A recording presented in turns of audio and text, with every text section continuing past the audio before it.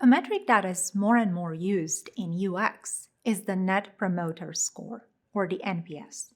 It was first introduced by Fred Reichheld in an article in Harvard Business Review. That is why many executives are familiar with it and will want you to collect it. Even though NPS is technically meant to measure customer loyalty, it is fairly well correlated with user experience. NPS has, however, several disadvantages.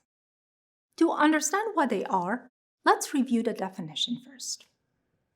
The NPS is based on just one question.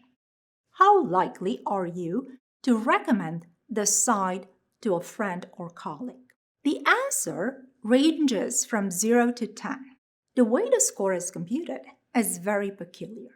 You look at all the people who gave you a rating of 0 through 6 and put them all in one bucket. Those are called detractors.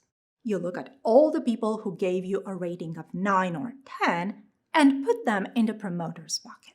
The rest, who gave you something in between, a 7 or an 8, are called passives.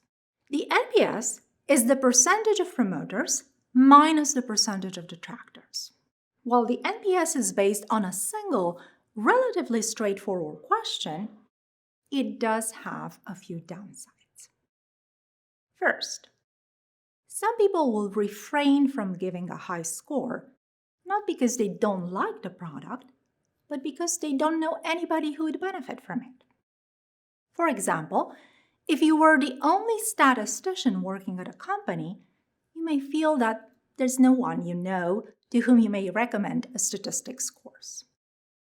Second, the NPS is a single metric, and if it is assigned too much weight or meaning, it might be gamed.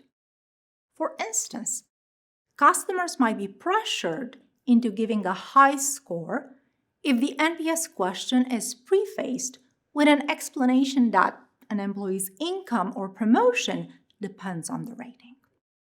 Or employees may send the NPS only to those customers who had a smooth interaction with the company and experienced no pain points. Last, and most important, you will notice that the way in which the NPS is computed ignores a lot of information. First, we ignore the ratings in the middle, the 7 and the 8, the passives. Second, we treat fairly different scores in the same way. 0 is very different from 6. 6 is middling. 0 means they hated a site. Yet, both these scores are considered detractors. With NPS, like with any quantitative metric, we have to compute a margin of error when we report it. The margin of error will tell us how well the NPS that we obtain from our study predicts the attitude of our whole population. But because we ignore so much information when computing the NPS, to get a decent margin of error, we need a higher number of users than with regular ratings.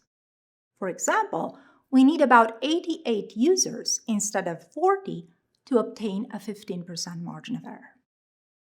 For this reason, we recommend that if you're using the NPS, you also track the rating that participants gave in response to that question.